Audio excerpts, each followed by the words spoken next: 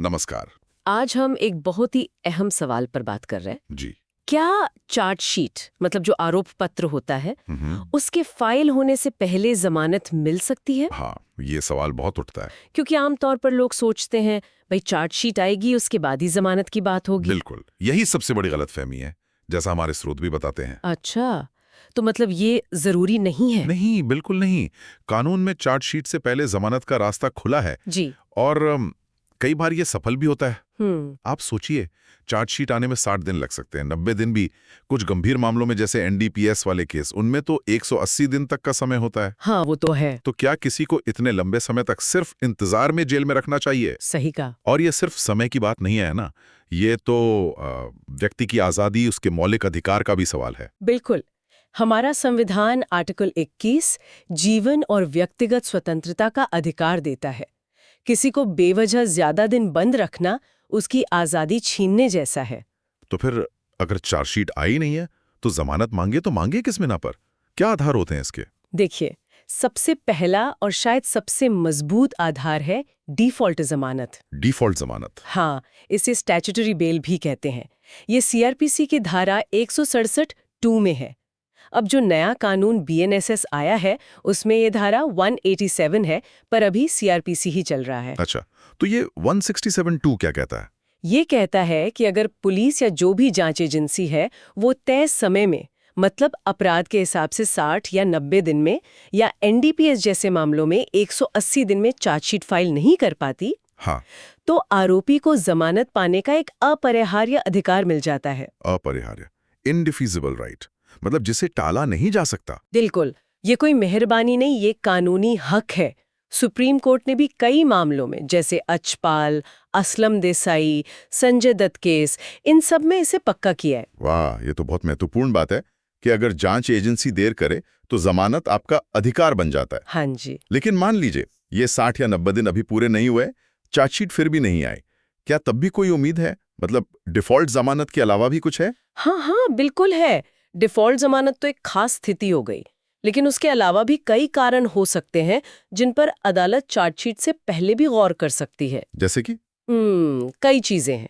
जैसे पहला तो ये कि आरोपी ने जांच में पूरा सहयोग किया हो। अच्छा, कोऑपरेशन दिखाया हो। हाँ, सत्येंद्र कुमार अंतिल केस में सुप्रीम कोर्ट ने भी इस पर जोर दिया था। फिर मेडिकल ग्राउंड्स हो सकते हैं, कोई गंभीर बीमारी है जिसका इलाज जेल में ठीक से नहीं हो सकता। हाँ, ये भी सुना है। संजय जैन केस में दिल्ली हाई कोर्ट ने इसी आधार पर जमानत दी थी। फिर ये भी देखा जाता है कि अभियोजन पक्ष के पास शुरू में कितने पुख्ता सबूत हैं। मतलब केस कितना मजबूत लग रहा है शुरू में? हाँ, खासकर अगर अपराध गैर जमानती है। अगर शुरुआती सबूत ही कमजोर लग रहे हो तो जमानत पर विचार हो सकता है। और देखिए, मामले की गंभीरता भी मायने रखती है। मान लीजिए अपराध ऐसा है जिसमें 7 साल से कम सजा है, या कोई छोटा मोटा धोखाधड़ी का मामला है 70-80 हजार रुपए का, या एनडीपीएस में ही कम मात्रा मिली है, स्मॉल क्वांटिटी, तो कम गंभीर मामलों में चांस ज्यादा है। एक तरह से कह सकते हैं। फिर गिरफ्तारी का तरीका भी देखा जा सकता है। अगर गिरफ्तारी ही गैर कानूनी तरीके से हुई हो, जैसे धारा 41A का नोटिस देना होता है कई मामलों में, वो नहीं दिया गया, प्रक्रिया का पालन न हुआ हो। बिल्कुल। और कई बार ऐसा भी होता है कि मामला झूठा लगता है। जैसे स्रोत बताते हैं पॉक्सो या रेप के कुछ मामले जहां पहले आपसी रजामंदी से रिश्ते थे, बाद में झगड़ा हुआ तो केस कर दिया। ये पहलू भी अदालत देखती है। हाँ, अदालत इन सब बातों पर गौर करती है। फिर एक और जरूरी चीज है पैरिटी। पैरिटी, समानता। हाँ, मतलब अगर उसी केस में वैसी ही भूमिका वाले किसी दूसरे आरोपी को जमानत मिल गई है तो फिर आपको भी मिलनी चाहिए। समानता का सिद्धांत। अच्छा, अगर सह आरोपी को बेल मिल गई तो? हाँ, तो आप भी मांग सकते हैं। फिर अगर कोई ठोस रिकवरी नहीं हुई है पुलिस से, मतलब कोई सबूत नहीं मिला है जिससे सीधा जुर्म साबित हो, वो भी एक आधार बनता है। एविडेंस एक्ट का सेक्शन 27 इसी से जुड़ा है। और अगर बहुत दिन हो गए हों जेल में बिना ट्रायल शुरू हुए? हाँ, वो भी एक आधार है। लंबी हिरासत बिना ट्रायल के, ये भी जमानत के पक्ष में जाता है। तो इसका मतलब ये हुआ कि जमानत के लिए तो कई रास्ते हैं, चार्जशीट आए बिना भी। बिल्कुल। लेकिन फिर भी अक्सर वकील या लोग इंतजार क्यों करते हैं चार्जशीट का?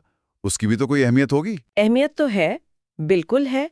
जब सीआरपीसी 173 के तहत चार्जशीट आती है तो उसमें पुलिस की पूरी जांच का निचोड़ होता है। गवाह कौन है, उनके बयान क्या हैं, क्या-क्या सबूत मिले, सब कुछ साफ हो जाता है। हाँ, उससे केस समझने में आसानी होती होगी। हाँ, बचाव पक्ष को अपनी रणनीति बनाने में बहुत मदद मिलती है। लेकिन हमारे स्रोत यही कहते हैं कि चार्जशीट के इंतजार तभी करना चाहिए जब हालात बिल्कुल ही खिलाफ हों, वरना कोशिश तो पहले ही करनी चाहिए। मतलब हाथ पर हाथ धरकर बैठना ठीक नहीं। नहीं, बिल्कुल नहीं। तो फिर कुल मिलाकर हम ये कह सकते हैं कि चार्जशीट से पहले जमानत मांगना सिर्फ मुमकिन ही नहीं, बल्कि कई बार जरूरी भी है।